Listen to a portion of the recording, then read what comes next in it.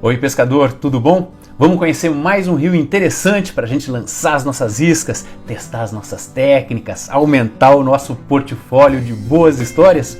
Hoje o nosso assunto é o rio Jurubaxi, numa área indígena em Santa Isabel do Rio Negro, na Amazônia. Ele é um rio exclusivo, só uma operação de pesca trabalha lá dentro hoje em dia, e a gente vai entender por que ele é um rio legal para a gente conhecer, por que ele pode trazer muitas emoções.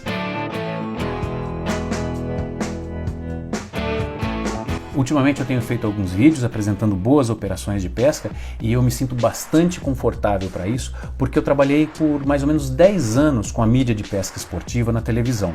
E nesse tempo eu pude visitar e pescar em rios de todas as regiões brasileiras e também fora do Brasil. Então é com bastante segurança que eu faço isso. E hoje o nosso assunto então é o rio Jurubaxi.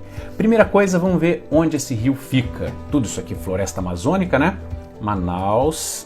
Aqui a gente faz um tracejado para a gente ver onde fica Santa Isabel do Rio Negro. 630 quilômetros de distância, em linha reta aqui de Manaus. E aqui em Santa Isabel do Rio Negro, um dos afluentes é o rio Jurubaxi, ou então Urubaxi, como está escrito aqui no mapa. É esse bem na direita. O rio Jurubaxi ele é de água preta. E na foz, ele é um rio mais plano, mais achatado, e isso permite que se crie uma imensidão de lagoas, de meandros, que são essas curvaturas aqui, ó, tá vendo?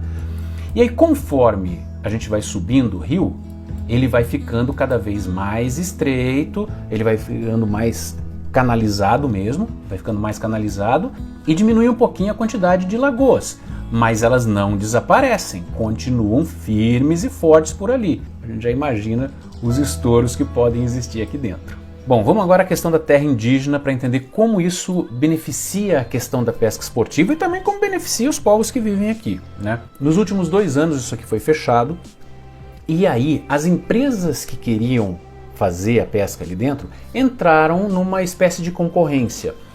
Para conseguir pescar nesses rios, foi necessário entrar em acordo com as comunidades, isso é extremamente importante, você estar de bem com essas comunidades, com o aval do IBAMA, com o aval da FUNAI, da Federação de Organizações Indígenas do Rio Negro. Então todo mundo estava de acordo, sabendo o que vai acontecer. A partir desse ponto, quem conseguiu a concessão é o Barco Hotel Kalua. Eu já pesquei 3 vezes com o Kalua e eu tenho uma relação que, vamos dizer, não é nem de confiança, é de gratidão com o Kalua. Pelo seguinte, uma história muito curiosa. A primeira vez que eu fui pescar na Amazônia foi junto com eles. Na verdade, eu era repórter e não tinha experiência nenhuma com pesca. Eu não queria passar aquela sensação de que não tinha nenhum conhecimento e tal, mas eu tinha que abrir o jogo. E aí quem estava do meu lado, quem ia me acompanhar nessa viagem inteira, era o Ian Arthur de Sullock, que muitos de vocês já conhecem. O Ian é um dos maiores nomes da pesca brasileira, né? Ele é um sujeito muito engraçado, muito bonachão, assim. Ele é grandão, com a cara do John Travolta, de cabelo branco. E ele já indo para arrumar os equipamentos, e eu falei assim: ô Ian, seguinte, eu nunca pesquei um tucunaré. Aí eu, com medo da reação, né? O que ele ia falar, né? Caramba, o repórter veio aqui para falar e nunca pescou um tucunaré. Aí ele, trabalhando lá nas coisas lá, falou assim: então você vai pescar o primeiro, tá no lugar certo.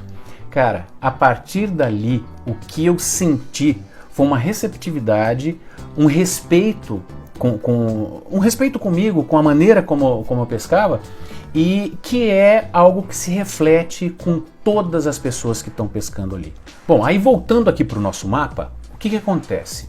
Com esse acordo que existiu para que eles possam pescar aqui nessa região do rio Jurubaxi, a empresa do Kalua, com seu barco chamado Kalua 2, entra lá sempre acompanhado do barco de apoio. O Kalua 2 é um barco pequeno e muito confortável. Ele tem capacidade para 8 pescadores, 4 voadeiras. Tá me entendendo? Com essas 4 voadeiras, o que é que eles fazem?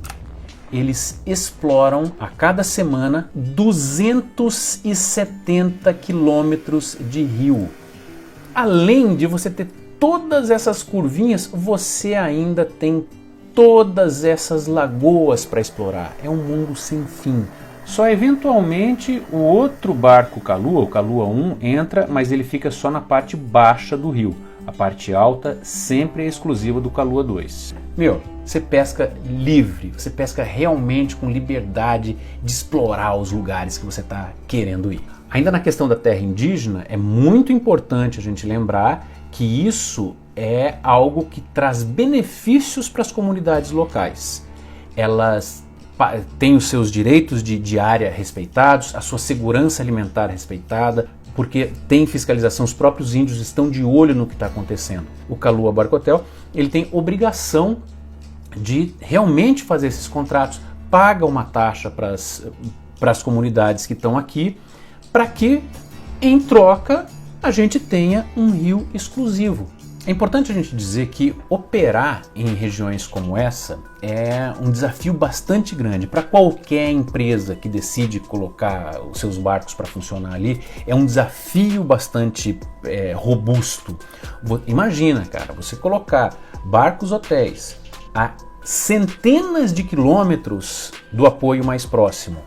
Você não pode buscar um gelo que faltou, você não pode ter gasolina se faltar, para arrumar os seus barcos, a segurança para o seu cliente. E já que você teve um bom investimento, nada mais justo do que você ter um serviço de primeiríssima qualidade.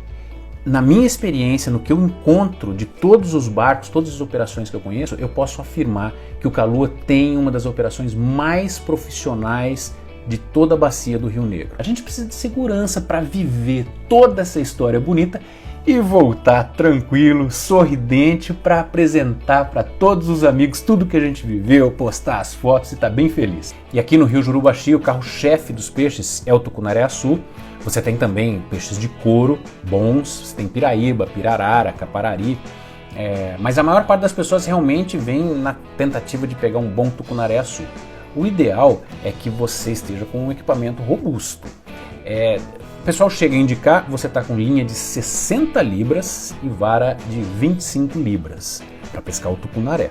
E aqui, até mesmo um peixe que é considerado pequeno em outras áreas pode surpreender a gente. O tucunaré borboleta. O tucunaré borboleta, todo mundo sabe aí que se você conseguir um peixe de 3 quilos, você conseguiu um bom, né? Agora quer ver? IGFA. Esse site aqui onde mostram os recordes mundiais. O tucunaré borboleta, ele se chama Orinocensis, Cicla orinocensis. Lá ele foi pego com 7 quilos 310 gramas. Se a gente pegar um tucunaré-açu desse tamanho, você já vai ficar mega feliz. Aí eu quero ver você ter humildade. Quero ver ter humildade na hora de contar as histórias. Então, quem sabe a próxima linha da sua história de pesca não é essa daqui, ó, com as curvas do Rio Jurubaxi. E eu posso te ajudar a chegar lá.